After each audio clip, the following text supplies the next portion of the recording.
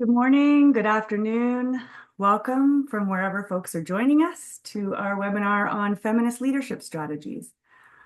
Before we get started and introduce ourselves, please note that while the chat feature is disabled in Zoom webinar mode, you're welcome to ask questions in the Q&A feature, and we'll try to respond at the end as time allows. And you can message our hosts if you're experiencing any technical challenges related to your participation in the webinar.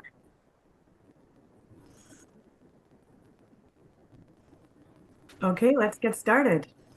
My name is Jen Donville, and I've been with the Global Center for Gender Equality for about 6 years. And I'm saying hi to you from sunny Prince Edward County, Ontario, Canada. Alex? My name is Alex Munive, and I've also been at the center for 7 years. And I'm saying hello from Barranquilla, Colombia. I'm the director of Feminist Leadership. And I have the pleasure to have our executive director with us, who will present our Global Center for Gender Equality. Abby. Hi, everyone. Good morning. How are you? Good afternoon, good evening from wherever you're joining us from. So glad that you are with us here today. I'm Abby Donner. I'm the Executive Director of the Global Center for Gender Equality, joining you from Massachusetts in the United States of America. At the center, our mission is really clear. We partner for impact. We build the evidence needed to advance gender equality. We equip leaders to drive real change, and we inspire the action that makes those changes stick. Again, we're so delighted that you've joined us today. In these really challenging times, it's so important for feminists to join together, for us to learn from each other, create spaces together, and continue to ask how we can support each other and how we can effectively advocate for change. Once again, thank you so much for joining us today. And now back to Jen and Alex as they lead our discussion of feminist leadership that works. Okay, let's dive in. So what are we doing here? Why are we together? And most importantly, what do we hope that you'll get out of this? In this webinar, we'll be introducing a conceptual framing and approach for feminist leadership, exploring some practical examples from our own work, and then offering a set of leadership practices that embody the shared values and diverse strategies that we feel we've been able to interact with across the work that we do.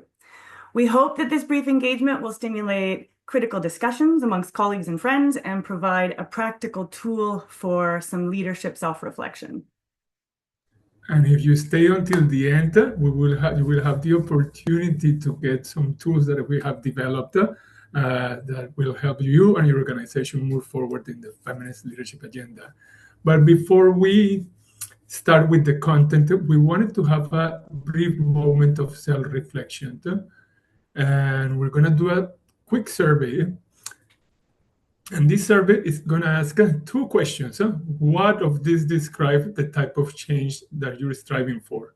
Equal participation, reforming rules, shifting power, transforming systems. And do you mostly work for change from within the system or from without? Let's take a few seconds to get some responses.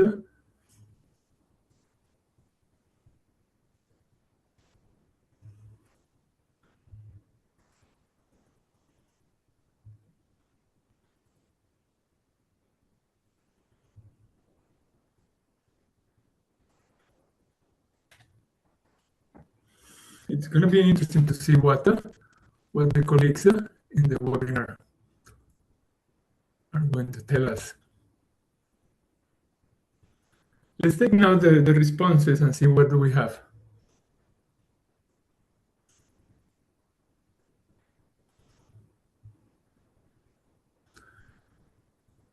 Wow, many of us are really striving to transforming systems, really looking at very transformative agenda. And most are working within the system, with a few working outside. Today, we're going to explore many of these and also how to work within and outside and some of the differences that it has in terms of a leadership approach. So, spoiler alert, our poll gave us a hint of how we're going to frame this discussion. We really want to look at two elements that we feel help to define any approach to feminist leadership: substance and form. And by substance, we're talking about the type of change that a leader is striving for. If we think about different ideas of feminism across the movement in terms of the type of change they're demanding and how far it deviates from the status quo, we can almost, though imperfectly, place them along a spectrum. With of course, infinite possibilities along that spectrum, right? Think radical feminism, liberal feminism, decolonial feminism, etc. What they do share is a direction of change towards the redistribution of power. And in terms of form, we're talking about how that change is achieved. What's the role of that leader in change? And we're going to borrow a bit from social change activist Bill Moyer's description of the 4 roles within social activism. He describes the roles as citizen, reformer, rebel, and change agency. Each role has a different relationship with the system it's trying to change, and it takes a different approach to that change. For example, the rebel is seeking radical change from outside the system, And without getting into the thick of it, the central point here is that each of these roles is required for success in a social change movement. And while they're very different roles, they share a common goal of transformative change. And naturally, each leader will define both the substance, what needs to change, and the form. Feminist leadership is responsive to many things, to inequality, to context, to opportunity.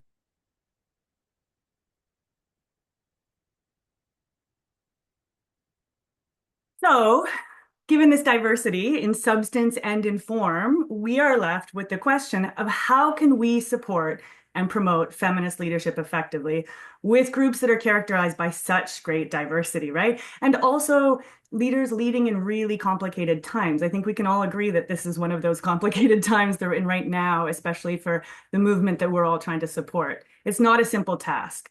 So our approach at the Global Center for Gender Equality is what we refer to as adaptive feminist leadership. So for our work, this means that the support we provide to leaders is always grounded in the feminist principles of power sharing, gender justice, accountability, and co-creation. With these driving principles, we meet leaders where they are in terms of the substance of the change they're trying to achieve and the role that they can play in that change. And in fact, whether or not they even identify as feminists. Okay, we know what many of you might be thinking because we've thought about it too. Can incremental change be feminist, right? We need so much change. We need the system to change, not just to rearrange it. We need to move mountains, right? What we've found, and hopefully we'll demonstrate through the examples in our work, is that we can take a both-and approach, right? Our approach recognizes that different leaders will manage change at a different pace by advancing incremental gains while enabling transformative change, and that in fact they reinforce each other, right? But then we always said, don't we need to support leaders to be a bit more ambitious? Do we need to wait still for 100 years, as everybody said? I just was reading yesterday the Reykjavik Index of Leadership and how it's going down in terms of attitudes of women in leadership. But what we have seen is that effective feminist leaders recognize where change is possible and can have the greatest impact. They adapt to the context, but also remain true to their own values. Let me just give you an example here from Colombia, the case of legalization and decriminalization of abortion. It all started in the 1970s until we got until a couple of years ago, 2022, where it was completely decriminalized until week 24. It was an evolution and an evolution of support of leaders, really recognizing what has been done before, but also having that long-term vision. And the actual change was very, very radical. And it's another question that we all sometimes ask ourselves, understandably, right? Is compromising a form of capitulation? Like, how long do we wait to push forward with the change we know is needed, right? And I think it can sometimes be viewed cautiously and understandably so in feminist advocacy spaces. But the bottom line and what we've found is that each leader is going to know where to draw that line for themselves in order to stay true to their own values. And our job is to support each leader in their own journey of change. And in our experience, Jenta, what we have seen, in particular in adaptive feminist leadership, that it appears on everyday choices that leaders make, the decisions that they make, how they use their power, and how even in organizations that are not ready to move as quickly as one wants. Jen and I have been working in different contexts and with different institutions, and today we want to share with you 3 examples one from the government of Ethiopia, fascinating experience, another one from the African Union, and another one with a very different context with the philanthropic actors. In each of these cases and actors and leaders, we will see the substance, what do they want to change, but also the form, how are they doing it, and navigate that tension that exists in the pace of change. And we're going to dive into those in a minute. So we'll start off with the Ethiopian government. So this program is called Public Leadership for Gender Equality. It started in 2020 and is ongoing to this day. The program is designed for high-level Ethiopian government officials of all genders, and is designed to strengthen their commitment to and capacity to advance gender equality. It was developed in close partnership with the Ministry of Women and Social Affairs and is delivered with an organization called AFLEX, the African Leadership Excellence Academy. To date, it's been delivered to 8 different cohorts, and right now this week in Addis is being delivered to the 9th cohort. So wishing them luck out there. In total, about 175 Ethiopian leaders have been a part of the program so far. Yeah, today is this week we're working with the Ministry of Health and mid-level leaders at the ministry at the moment. But what kind of change do these leaders want? Over the past 5 years, as Jared was mentioning, we work with different ministries, as I mentioned, health, but also justice, planning, agriculture. And what we found, which is not surprising, is that there was not one single vision of change, but very diverse aspirations. Yeah, exactly. Some leaders were focused on building more equitable human resource practices. Others were thinking about strengthening reproductive health rights, and still others were striving for economic empowerment for women farmers. So different sectors, but also different levels of aspiration as well. But across all of them, there was a strong desire to make government more accountable for addressing inequality. And then I think what is critical to acknowledge is that all of them also were holding positions of power, so they could influence budgets, programs, institutional decisions. So there was space for transformation.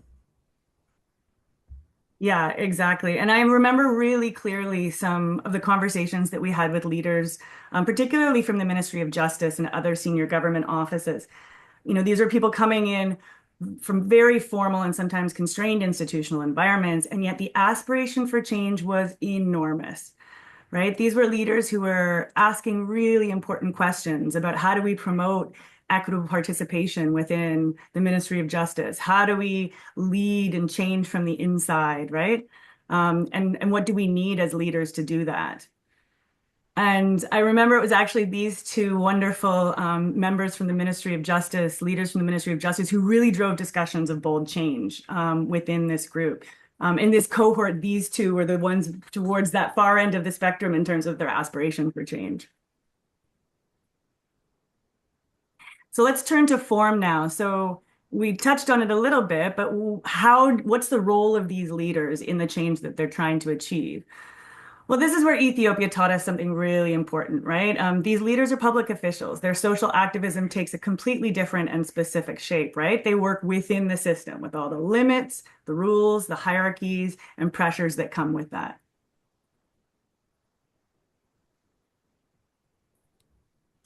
And I think a critical thing is that they get the legitimacy by maintaining and gaining trust from the people, but also from the colleagues and partners. They realize also that no single leader can transform an institution, or even a department alone. So really, it was a critical acknowledgement of their own sphere of influence, but also the importance of building legitimacy. Yeah, and the form of leadership we saw in Ethiopia was not heroic individual leadership, right? It's really relational, really strategic. It was about leaders asking, okay, where do I have influence? Who do I need to work with? How do I keep legitimacy while still pushing for that change that I know is really important, right? And so given that, what was our approach in this program, right? How did we support those leaders in their moment of change? We started off by exploring how can we redistribute power as leaders in that context, right? Knowing the limits of our power, but also knowing the opportunities for our power, right? I think the other interesting thing from the case of Ethiopia, up to date, whenever we present the program or our partner is talking about the program, everyone equates leading for gender equality with women in leadership. So reframing the discussion to position equality as a shared public value and a shared responsibility was also quite critical. But still a struggle. I have to say that we continue to get that and that discussion within the group becomes very evident. But as you grow from the organization out, it's a critical aspect of really recognizing gender equality as a value and a public value in general. Yeah, absolutely. And really looking at how we can complement the women's leadership programs, right? So, that the approach that we took was to say, hey, there's another part of this that can broaden our partnership here and our participation. And finally, we really focused in on leaders' individual experiences of gender, right? As people. Like all leaders are people, right? And in order to support their own journey and what role they wanted to play, we needed to really get in touch with who they were as people and what their own experience of gender was in their lives and in their leadership journey. And this really supported them to then make what their own personal commitment was going to be moving forward. And if you're interested, anybody in reading a bit more about this approach in the Public Leadership for Gender Equality program, you can find our Lancet article on this model and how it was developed in partnership with the Ethiopian government. And we'll share a link to that in the follow-up email that we share out after the webinar. So let's zoom out for our next example. Our next example, we're zooming out from Ethiopia for our next engagement, and that's with the African Union. We didn't go far. We only hopped over to Nairobi. Yes, we went to Nairobi for a workshop, one of the series of workshops. I know that Jens knows that the African Union headquarters is in Addis. We always get back to Addis with Jens. But our partner actually is based in Nairobi, which is Africa Renaissance. And together with them, we facilitated a process of working to develop with leaders a youth and gender mainstreaming strategy for the Women and Gender Directorate at the African Commission. And it was in general a very different type of engagement. Here we were not working with a government or even with a department or with a country in particular, but we were working with a continental institution that has, I believe, one of the longest term visions that I have seen, which is called Agenda 2063, which other countries do have. I believe the UAE also has one very long term, but it brought us an additional layer that was critical. Yeah, and the vision is quite, in terms of the substance, what kind of change do they aspire to? The vision is really aspirational and transformative, especially for this really long-term vision, right? So if you look within 2063 goals and aspirations, aspiration number 6 is to achieve full gender equality in all spheres of life, right? So it's ambitious, it's bold, it's long-term.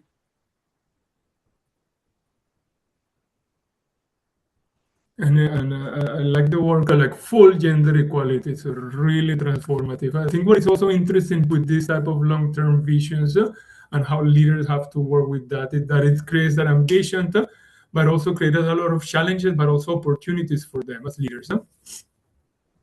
Yeah, the AU is a big tent, right? And we're having here in Canada, we're having a big tent moment with one of our political parties, the Liberal Party of Canada, which in some headlines is being accused of creating a tent so big that it's a circus. And I think that that's an entertaining metaphor. But that's the challenge for leaders, right? In this context, is how do you keep a big tent, right? But also a meaningful and shared vision, right? It's the tension that these leaders are faced with. And it's a big challenge for them. And I think that the AU case is really interesting because and I think it's the role that these leaders are naturally working within a system, right? So, and many of you in your response to the poll are also working from within a system. Our next case study will explore the alternatives to that, but yeah, they're in a system and then within a system, right? So the African Union is a system that embodies many other systems. So it's extra complicated for these leaders. A system inside a system. I like that, And I think thinking about that, also the role is not only to advocate, but also to be a convener. They have, or they maintain their legitimacy through partnerships. They bring actors, you name it, UN Women, UNFPA, UN agencies, member states, other departments at the Commission, the civil society. So it requires them to understand where influence sits, who are the champions in these ecosystems, how decisions are made, and how to forge those partnerships to really achieve change. Yeah, and one of the conversations we had with this group in one of the many workshops we did with them was that we can think of effective leadership in multilaterals kind of like currency, right? Like it only has value if everybody believes in it, right? So how can you ensure that people are on board and they stay on board in order to be able to advance change, right?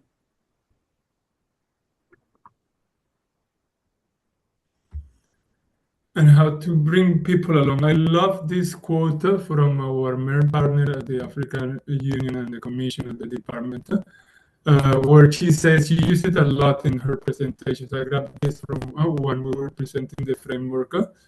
Africa's future rests in the hands of its majority, its women and its youth.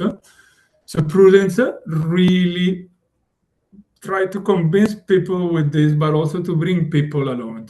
It is a really powerful way of working and a powerful message, like we are the majority. But let's move on to look at our approach and what we did. So together with Africa Renaissance and the department, the first thing was really facilitating the type of change. What are they really trying to change, having that long-term vision? Why does it matter? How to communicate that in an effective way? And how mainstreaming matters, or gender integration and youth integration and mainstreaming matters not only for the institution, but for leaders themselves. So to say, to have the leaders at the same page. Yeah, and then, taking that shared purpose and shared long-term vision, and then moving to explore the people dimension, right? And the institutional change. So what does it mean for leaders on the people side in terms of change in institutional culture and accountability within that institution? And we spent a lot of time exploring that and setting up those accountability mechanisms in a way that felt meaningful for the group. Yeah, and I feel like this is a repetition, but I think it's critical. That one of the lessons from the EU is that that adaptive feminist leadership goes well beyond individual commitment, but really about this idea of co-creation and partnership that our partner African Renaissance emphasized, and also the leaders at the EU did. Yeah, exactly. And I think before we move on to our next example, I just want to pause for a second. We're keeping track of some of the questions coming in. And I thought we could pause now to respond to one listener's questions, which I think is really important at this moment in the webinar, but also in this moment in our current political context. And the question is, how do you support leaders to manage resistance and backlash? And I think we can all feel the relevance of that at this moment. So I just wanted to share a little bit our approach. So what we found is that leaders need tools more than anything, and they need options, right? Because resistance and backlash comes in all kinds of different forms and from different directions, right?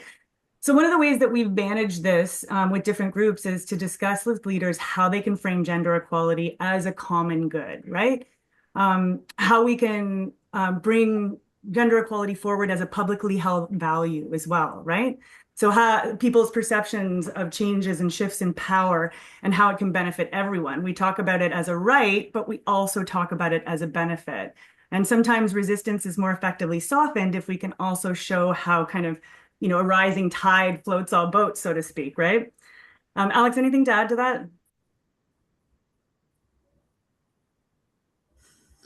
I think, what is critical, and it's a really strong concept that we co-develop with the colleagues, is this idea of gender equality as a public value, and the main role of government and colleagues and civil societies to really create that public value, a shared understanding of why gender is important for everyone. Similar to what people do with the private sector, but really taking this a step ahead. and making it a norm in the society, something that really works for communicating a complex idea for some in terms of gender equality and its importance, and bringing those people along. We have other options, which is the one that we saw from the African Union, really saying that we are the majority, and how to make the case as well. I think it also. Well, let's move on then to the last example, Yeah, we'll talk which is about that a also a little bit more at the fascinating end. example. Yeah. Our next example and case study is really a different one. And this was on intersectional feminist philanthropy.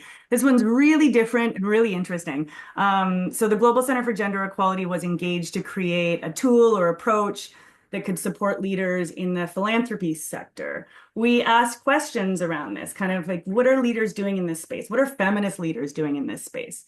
What is their impact and what do they need, right?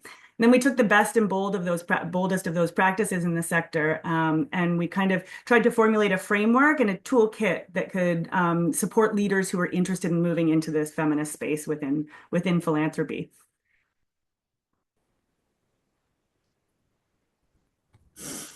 And in terms of substance, they're really remarkable leaders in the space doing some unbelievable work, I have to say.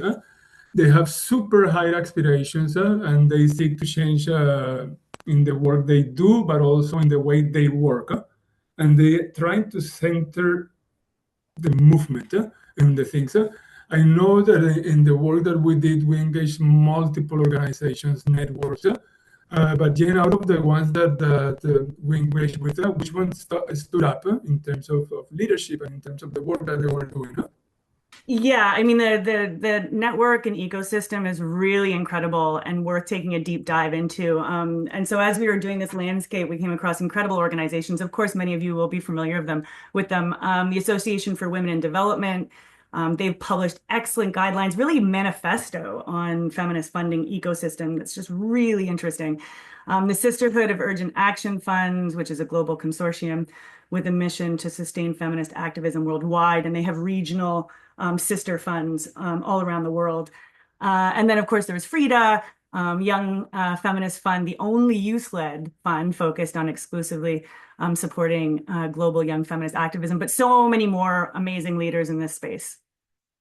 And what's really interesting is the how so the form that the change takes, that these leaders take on to achieve change, right? The question of form is interesting here because uniquely, these leaders are placed to work outside of the system, kind of as rebels and activists, right? And also as accelerators of change, right? So they're funding rebels and activists within the movement. So the potential here is really interesting. And really, as Alex said, really centering the movement above their own survival as an institution or an organization, right? And I encourage anyone to do a deep dive into some of these organizations. But I wanted to just share some really interesting quotes from some of the folks. And these were included in our conceptual framework / white paper that we did as a part of our landscaping exercise. Just take a look at some of these quotes. They're really interesting in a couple of different ways. You know, one of the things we found is that this is one space where it really feels like there is an aggressive challenge to the colonial and patriarchal practices that continue to be such a big part of all the systems that we work in. And also, you know, the second quote I like because it really talks about the divestment of power, right? That if you want to work in this space, the call for feminist leaders in the philanthropy space is to really divest themselves of power in a genuine way. And that's the challenge, right? For a lot of folks with power, it's a big challenge. And so, you know, the conversations around that are really interesting in this space. And then finally, this last quote I find really interesting and slightly terrifying as well, from the Kresge Foundation president and CEO, about the absence of accountability. And in this space, it's what makes it so interesting and potentially really meaningful for the movement is that there really is no powerful accountability mechanism for a lot of these actors, but it also affords an incredible amount of freedom, right, to really act as rebels within the space. So I found those quotes really interesting, and I'd encourage everybody to think about their own role as leaders and kind of where their own accountability lies, right? Who are you accountable for the work that you do in this space? Yeah, sorry, Alex, go ahead. No, I just wanted to read the last quote, Jen, because it's so powerful out loud, and also illuminates quite a lot of what we were trying to do. But let's move on to our last piece of the work, like how they work. We did, and how did we work with them? We did a deep dive to explore where leaders were innovating and disrupting the philanthropic space. And what actually the practices, what they did, how did it look like, how did it feel, how did it actually looked in everyday choices that they made. And we synthesized that in a landscape into a set of principles and practices that we felt could be useful to feminist leaders in that space. And we focused the practices around three things: power shifting, movement building, and reshaping accountability.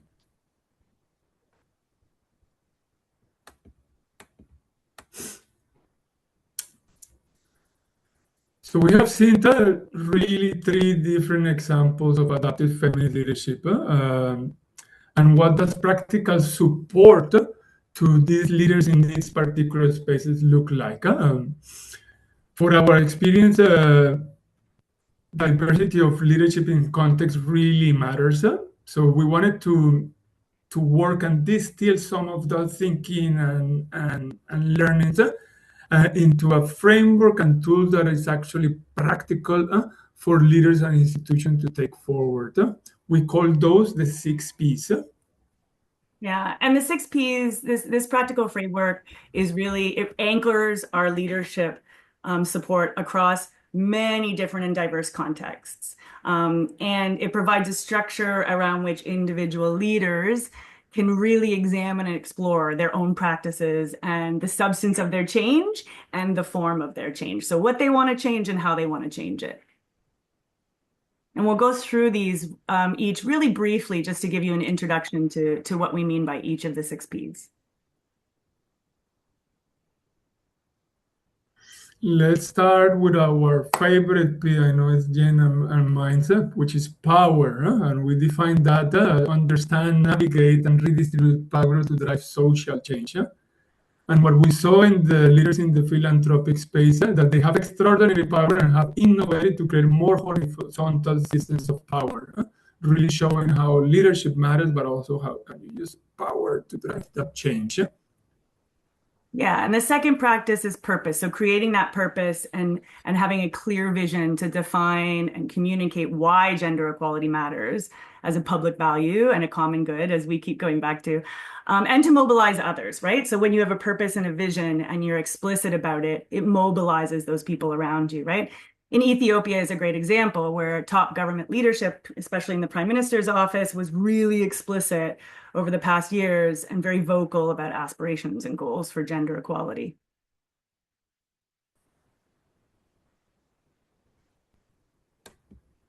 Let's move to people. So it's like leading an organizational culture, setting the tone that values diversity and empowers people.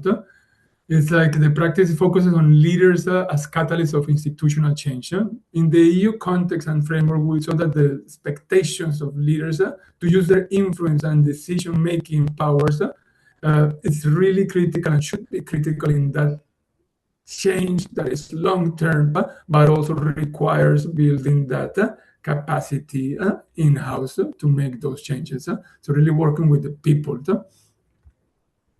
And personal commitment is another practice that's really important. The focus here is really on, as leaders, how they can model and amplify through their own behavior and their own language and their own actions within their institutions and publicly, right? How can they reflect the value of social change and gender equality and be personally accountable for that. And we saw that in the gallery of pictures that we had up there. It's part of the program in the public leadership program to actually have them vocalize and write down those personal commitments, and then do a gallery walk so they can hold each other accountable as well. And that really represents what we mean by that practice of making a personal commitment.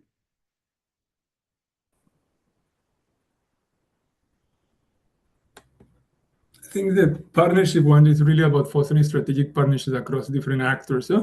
And we saw this across the three examples. But one just to raise the one on the AU in particular, because it is such an important role for leaders in that context to build and bring people along. Otherwise, you cannot exercise effective adaptive leadership in the context. As Jen said, the currency is that you're actually valued, and you're valued because you build those partnerships. And finally, public value co-creation. So this is going back again to kind of looking at how to engage not only partners, but civil society, how to engage, your peers, leader peers, how to engage the public, et cetera, right? Around creating gender equality as a publicly held value, right? And it only works if it's co-created. And so that's really looking at building that broad base, and really focusing on having that example, right?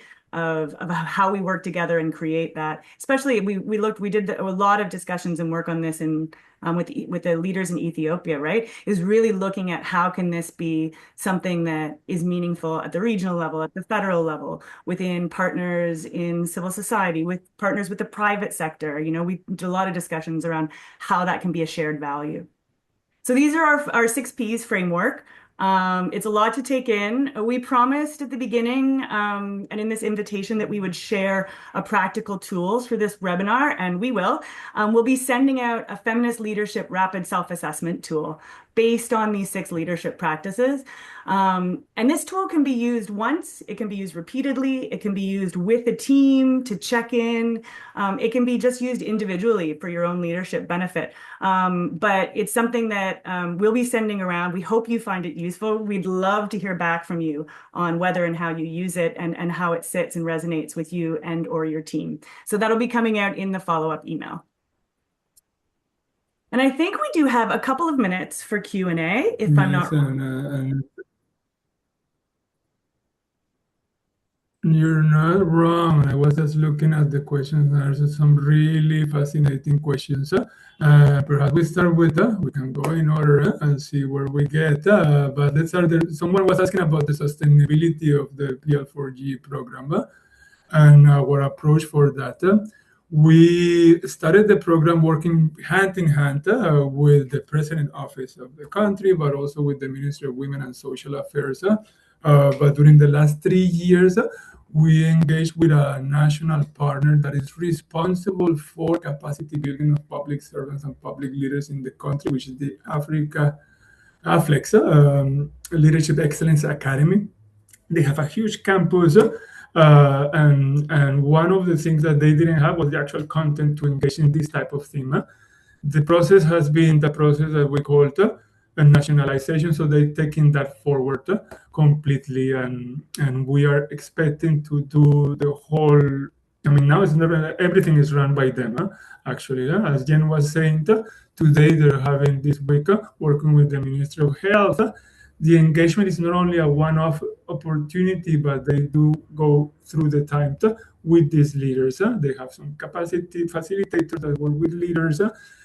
There's some more space in some organizations and ministries that are some people are more ready to take things forward.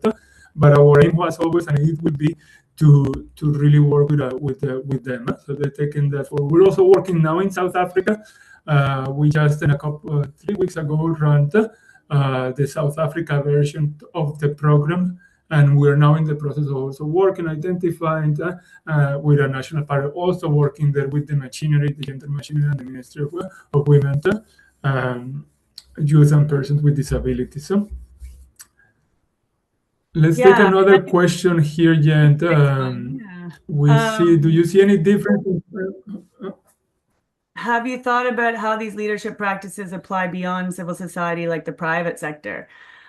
Yeah, we've talked quite a bit about this actually. And it's interesting because I think they can, right? I think that private sector institutions, especially those that really consider themselves as a part of the community and as agents of change, agents of social change, can really embody this as well.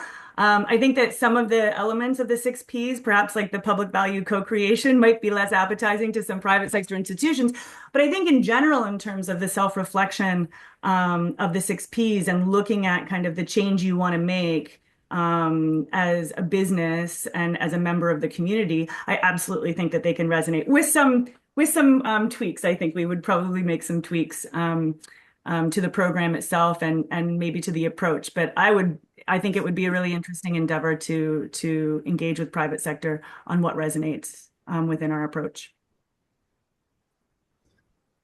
Yeah, I have had during the past week some discussions here in Colombia trying to think about how this framework can apply to the private sector in a country like Colombia that has a very solid legal framework also for the private sector, depending on the size of the organizations. But even the one on the public value co-creation, this idea of shared value, is powerful, and for people to understand it on the private sector is critical. I mean, we have the Global Compact also with some practices. How to make the opening and engage the private sector to embrace and get into that journey. I think that's the most difficult part in terms of getting the appetite. But in countries like Colombia, where you have a clear legislation that they have to report back, there may be some entry points that can allow to do that. So we're exploring that as well to see how to engage. In the US, just recently I had a discussion with some colleagues from another organization based in the US, and their DI programs, of course, went down because of the current political climate, and how to reframe that in the US setting. I think it's something which we haven't done as a sector, as the funding has gone down. Even the whole work of engagement and that was funded by USAID of leadership and gender equality is down.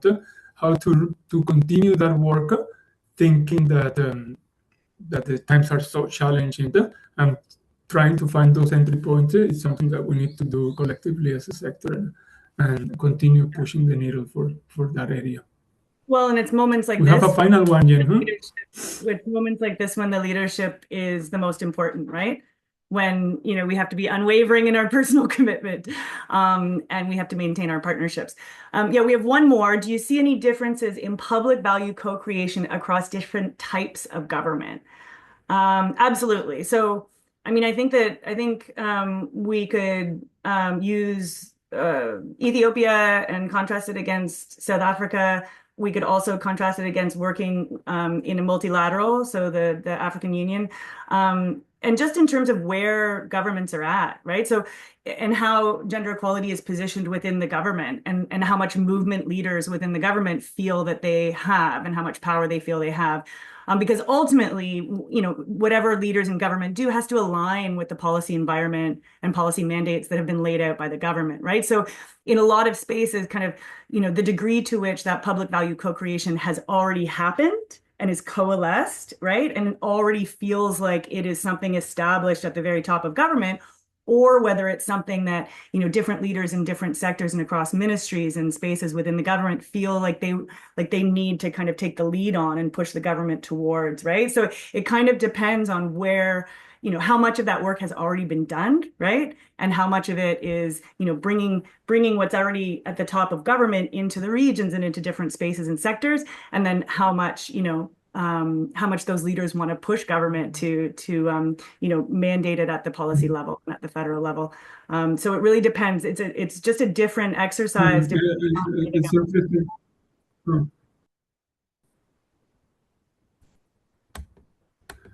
Yes, Jenna, I think it's interesting what you just mentioned. I just came back from South Africa, where the discussions that leaders were having there, we have a fantastic constitution that has everything. I mean, the South African constitution is a wonderful one.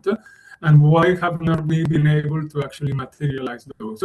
even if they have even a strong civil servant community, they have tools, they have resources. So bringing it back to the discussion of what is the actual value that they want to create, I think it was a very powerful thing. We're all over now the time, Yenda, but we just wanted to share our last slide and invite everybody to follow us on Twitter. And we promise on Twitter, no, on LinkedIn, and we promise to share the resources, tools that we just mentioned during this call. And thank you all for joining us, and we look forward to reconnect. Thanks, everybody. Enjoy the rest of your day, and we'll be in touch.